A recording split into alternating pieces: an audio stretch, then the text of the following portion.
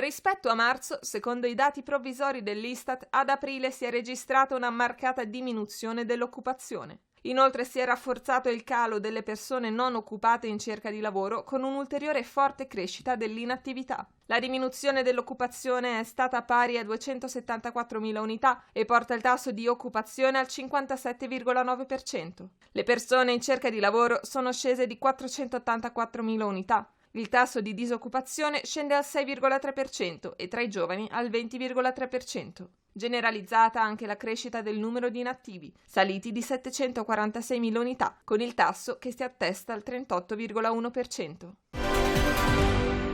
Ad aprile 2020, in calo dell'1,9% nell'Unione Europea, i prezzi alla produzione dell'industria rispetto al mese precedente. Secondo i dati Eurostat, nell'area dell'euro la flessione è stata del 2%. A marzo i prezzi erano diminuiti dell'1,5% nell'Eurozona e dell'1,4% nell'Unione Europea. Il calo più marcato è stato quello del settore energetico, con un meno 7,5%. Ad aprile 2020, rispetto allo stesso mese del 2019, i prezzi alla produzione dell'industria sono diminuiti del 4,5% nell'area dell'euro e del 4,3% nell'Unione Europea.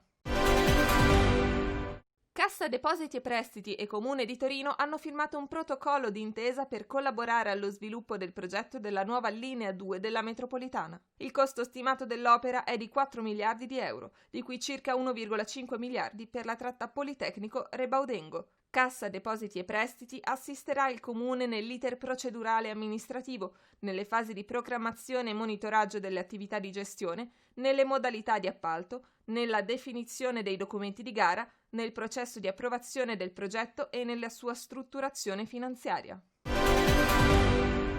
La DDN Claudio Descalzi e quello di Fincantieri Giuseppe Bono hanno firmato un Memorandum of Understanding che estende la collaborazione nel campo della ricerca e sviluppo avviata tra le due società nel 2017, includendo fra gli ambiti di applicazione anche l'approccio verso nuove frontiere tecnologiche.